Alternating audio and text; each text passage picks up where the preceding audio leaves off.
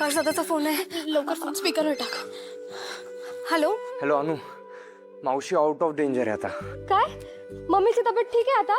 Hello hello अनु अनु ऐक ऐक, अजून 12 तास ऑब्झर्वेशन साठी ठेवणार आहे मावशीला. दादा खरं सांगतोस ना? अगं हो, डॉक्टर प्रधान स्वतः आले होते आणि ते खूप सिनियर डॉक्टर आहे. त्यांनी ट्रीटमेंट केली मावशीची. आता ती आउट ऑफ डेंजर आहे. हॅलो ऐक, मी फोन ठेवतो, मी नंतर बोलतो ओके तुझ्याशी. तुम्ही काळजी करू नका आता. ठीक आहे. खोटं का बोललीस? सगळं ठीक आहे म्हणालीस ना? हे असं? अरे मी काळजीने फोन केला होता आणि तू खोटं बोललीस. काय सांगणार होते मी? तुमच्या घरी काय वेगळी परिस्थिती आहे? मीही काळजीनेच काही नाही सांगितलं. काय करायला गेलो आणि काय झालं? हे सगळं चुकीचं झालंय.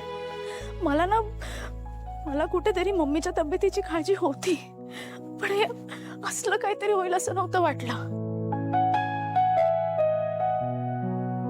आपण घरच्यांशी खोटं बोललो, त्यांना फसवलंय आणि त्यांना आता वाटतंय की आपण त्यांचा विश्वासघात केलाय. आता मम्मीला जर काही झालं ना तर ते सगळं माझ्यामुळेच असेल. असं काही होणार नाहीये, काही होणार नाहीये.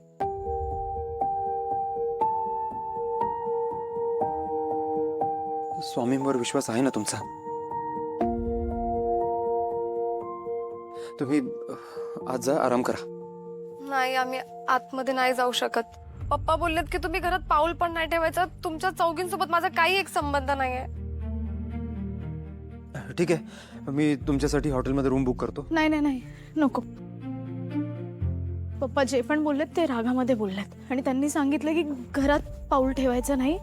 आम्ही इथे बाहेर थांबू शकतो, काही प्रॉब्लेम नाहीये. मम्मी तिकडे क्रिटिकल असताना आम्ही हॉटेलमध्ये राहणं, प्लीज नको. एक सांगू, तुम्ही दोघं प्लीज आमच्या बरोबर इथे थांबू नका. तुम्हाला जर इथे कोणी बघितलं ना आमच्या बरोबर, तर उगाच त्यांना बोलायला विषय मिळेल. गौतम, शी इज राईट. चल. काळजी घे.